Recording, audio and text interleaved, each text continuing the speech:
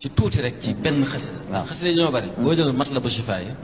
sëñ Muntaxa dafa wax ne nañ jàng Matlabu Chifa ngir defar jëmm yi. waaye Matlabu Chifa yi noonu lañ ko composé. haza Matlabu Chifa yi. sëñ Tuubaa moo ne haza de. haza Matlabu Chifa yi. lii mooy Matlabu Chifa yi. fi tawasul.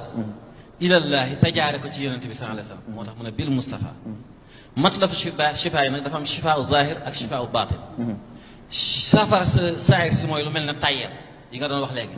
sàggan metit ñàkk xel mu naqari. yooyu yëpp daf koy saafara. saafara baatin bi nag lu mel ne iñaan ak bañante. ak soxar ab jullit du soxar.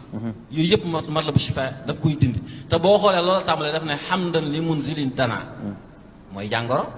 waddaa i ak gàkk-gàkk. daal cay teg lan wa munzili chifa yi mooy am paj waddawaay ak saafara. gis nga ni muy bind de bu ci nekk rek wax na ba mu tolloo. mu ne man amara ibaada bi duwaay nee na suñu borom moo digal jaam ñi ñu koy ñaan ngir joñ balaa lu mel ne corona bi jaar na fi.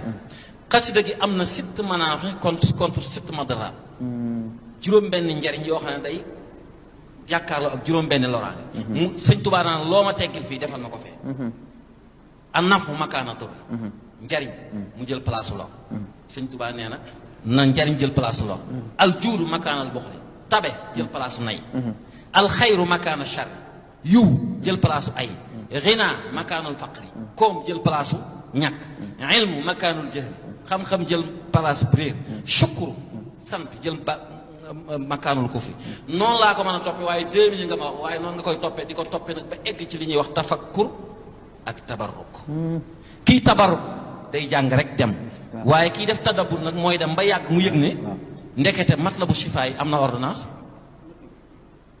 Matlabu Chifa yi am na ordonnance. waaw man xam na li munzili dana waddaay ba ci maa aflaxal mashghul bi duwaay ordonnance la.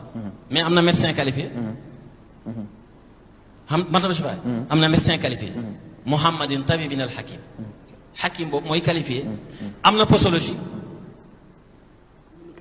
waaw notice. wa duum alayhi fil masaa wa sabaa. gis naa mag mu baax moo xam ne daf naan man damay jàng Matlabu Chifa yi ngoon ak suba. ngir dëppoo li sëñ bu baax. wa duum alayhi fil masaa wa sabaa. wa axlisan xam nga notice loolu tax ñu koy jariñoo. tanal shifaan wa falaa. am na conseil santé. bi ngeen def almuridiya am na ci. yaa man yarum dafa kulli daay falaa tufaarik. yow mi bëgg a joñ bépp jàngoro bul tàggoo Matlabu Chifa koo conseil santé la. am na nag rendez-vous fausse rendez-vous ak ñàkk a def traitement bi ni ñu la ko waxe am na ci. fa innahum wa in asawka yaa ahad li gaflatin lam yushriku bika ahad am na cachet bi izni rabbina. soxna May Mbàkke yàlla na ko yàlla dolli leer bu sëñ Tuubaa daf ne woon man de su may jàng xasida damay jël nga xam ne dañ cee bind bi isnin minal xalifatin an li taifatil muridiyya. Macha Allah bi ma koy jeexale mooy am na traitement personnel. Matlabu Chifa am na traitement personnel. wali naazimi aydan zaadahu llahu shifaan wa fayda. kooku traitement personnel la ba ca des nga xam ne moo ci mujj mooy bi gën a jafe ci hôpital yi. mooy ordonnance boo xam ne durée indéterminée la. daf ne maxtaajatul asqaami li chifa fii ki yor jàngoro mi ngi sakkoo wér boo ñëwee man Matlabu Chifa ma faj. Macha Allah.